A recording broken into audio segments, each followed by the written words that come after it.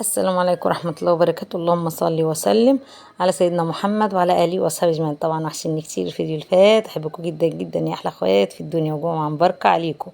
طبعا هنعمل مع بعض الليمون معصفر بطريقة جميلة جدا جدا زي ما شفتوا كده في أول الفيديو. اللهم بارك. هنا بقى معايا 2 كيلو ونص كده من الليمون.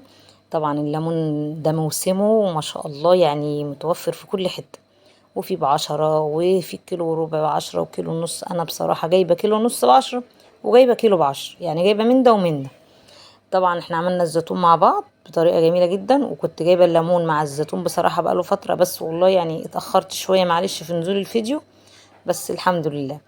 هنا بقى ايه، نزلت بالليمون زي ما شفتوا كده بالمية المغلية. هديله نص سلقة مش اكتر ولا اقل، انا مش هسلقه او ان انا اسويه، لا احنا هنديله نص سلقة ان احنا نطلع منه المرارة ونعجل في ايه، في سواه واحنا بنخلله.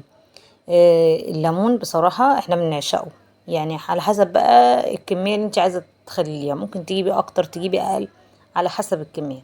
انا عايزة اقول لكم ان انا بعمل الطريقة دي 3 4 ايام بالظبط او 5 ايام والله، وبفطع على البطرمان وبناكل منه. بيبقى ليمونته جميلة جدا جدا، حاجة مستوية وحاجة شاربة، يعني من كل هتشوفوا الخلطة اللي احنا هنعملها مع بعض زي ما شفتوا في اول الفيديو كده، حاجة بمنتهى الجمال. هنا بقى ايه، اول ما بحس ان الليمونة غطست في المية كده، بحس ان هي خلاص هي كده داخلة على سوا، بروح على طول نشيلها من مية كده، بنشيلها كده من المية السخنة، وبحطها بمية باردة كده على طول. طبعا انا كده طفيت البوتاجاز، وهنشل كده الليمون بتاعي كله بالطريقة دي في المية الباردة. طبعا وصل معايا لحد هنا، ما ينسانيش بلايك وشير واشتراك وتفعلوا الجرس كده عشان يوصل كل جديد من انا وبناتي. طبعا بحبكم في الله جدا جدا، بحب تعليقاتكم الجميله بتسعدني وبتفرحني، ويا رب كده دايما مكملين مع بعض. هنا بقى زي ما شفتوا كده نشلته كده كله من الميه السخنه، وايه وطفيت وهحطه بقى بميه. هنا بقى ايه، انا خليته بصراحه يومين 2، قعدوا يومين في الميه، بغير له الميه الصبح وبالليل دور، كل ما بخش المطبخ بصراحه بقعد اغير له في الميه، ما بكترش اكتر من يومين عشان الليمونه ما تفسدش معايا وتعمل ريم ابيض كده من على الوش كل ما بتقعديها كتير، وكمان بتغمق. يومين 2 تغيري له الميه بعد ما تسلقيه، وعلى تروحي على طول مخزناه وايه وتعينيه. انا يعني تروح على طول مخللاه وعيناه. انا هنا جبت بقى ايه، فلفل حار على فلفل ايه بارد، يعني قرون شطه حمراء على قرون بارده، انت على حسب كل واحد ورغبته. وطبعا انت منهم البذور اللي جواهم، وحطيتهم كده في الخلاط، في الكبه، في اي حاجه عندك. نزلت بشويه ميه صغيرين بس عشان نحرك الخلاط، ومعلقتين من الملح، وهضرب كده ايه بالراحه كده. بصوا زي ما انتم شايفين كده، كنت عماله اعمل بالراحه عشان الخلاط بصراحه خايفه عليه، عماله ان انا ايه عايزه اطحنه. يعني لو انت ما عندكيش الكبه هتستخدمي الخلاط، عندك الكبه ممكن برضو تستخدميها وبلاش الخلاط. انا بصراحه ربنا عندي الكبه بس انا استخدمت الخلاط فيها. هنا بقى ايه، بصوا ضربتها، انا بحب انعمها قوي قوي قوي لليمون بصراحه، بحبها ناعمه جدا زي ما انتم شايفين كده. هنا بقى ايه ضربتهم في الخلاط. طبعا حطيت ال2 كيلو ونص ليمون، حطيت لهم حوالي ربع كيلو فلفل وشويه كده، يعني ما يكملش نص كيلو بصراحه.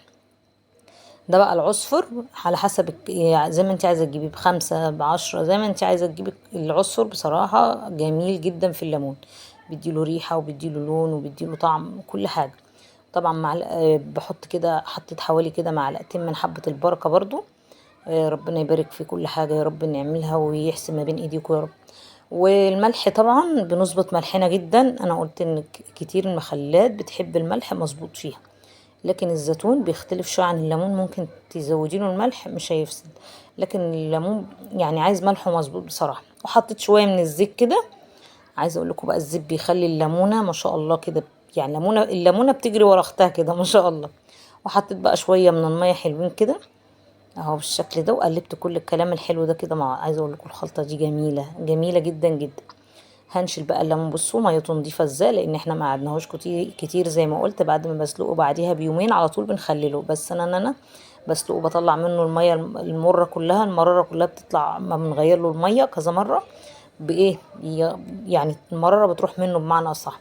هنا بقى كان عندي شويه فلفل بصراحه هحطهم معاه، فلفل بلدي كده حراق على بارد برضو، هحطهم برضو كده. بصوا بفتح فتحة لان يعتبر اللي عايزه اقول لكم ان الليمون يعني بالظبط 5 ايام وهناكل منه، فطبعا لازم افتح الليمون الفلفل كده عشان يشرب من ايه، من الخلطة الجميلة دي ويستوي رخر مع الليمون، يبقى ايه، حاجة في منتهى الجمال. عايزة اقول له الحاجات دي بصراحة نعمة في البيت. المخللات دي بقى بتوفر عليكي كتير جدا من بره، واوفر وانضف واحلى بكتير بصراحة. هنا بقى بصوا، مش قادرة اقول لكم، عايز يتاكل كده يعني يتاكل قبل ما يستوي والله. اللهم بارك. يعني كفايه لونه وشكله وطعمه، والله العظيم انا ما بكدب عليكم. ان احنا الدقه اللي هي فيه دي، اللي هي الخلطه اللي انا عملتها دي، احنا بنغمس بيها الطعميه والبطاطس والحاجات دي مع الليمون. يعني انت هتسيبي الليمونه وهتاكلي الدقه دي، حاجه جميله جدا. هنا بقى جبت البطرمان زي ما انتم شفتوا كده، وهعبي بقى، وبألف هنا وشفاء للي ياكل منه. ويا رب دايما كده يصلح ما بين ايدينا يا رب كده، ويا رب كده يرزقنا من حيث لا نعلم يا رب. هنا بقى عايزه اقول لكم ان انا بعبيه بقى، بكبسه بصراحه كبسه كويسه. طبعا زودت الخلطه شويه ميه، وظبطت الملح زي ما قلت، حيائنا يبقى مظبوط. بس ما نخليش الحياء يكون دلع في المخللات بالذات، لان بيفسد المخلل. مش مشكله هيكون حادق شويه، هنقدر نداويه، لكن لو بقى دلع الحاجه بتنهري بدري وما بتستويش كويس وما بتبقاش حلو.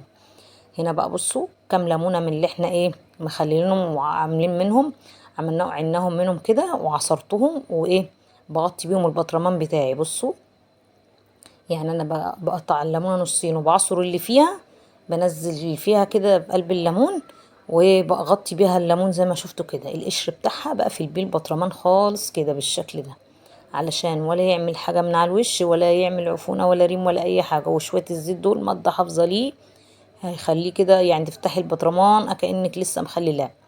وهقفل كده بالكيس كويس، ما يخشش هوا ولا اي حاجه ليه. وتحافظي على البطرمان في اي درج مطبخ، يعني ظرفه مطبخ كده انا عاملاها عندي بصراحه. يعني دي عاملاها كده مخصصه للمخللات بصراحه، بحط فيها كل مخللاتي. يعني مش شرط ان انتي تحطيها في مكان ايه معين. بصوا بقى هنا كنت بقلب البطرمان شمال ويمين كده، عشان ايه يشرب من كل التتبيله، والزيت بقى يتغلغل فيه ويبقى ايه، اللهم بارك. يا رب يكون الفيديو عجبكم، وبحبكم في الله، وبحب تعليقاتكم الجميله. ومتنسونيش بلايك وشير واشتراك وتفعلوا الجرس. بحبكم في الله يا احلى اخوات.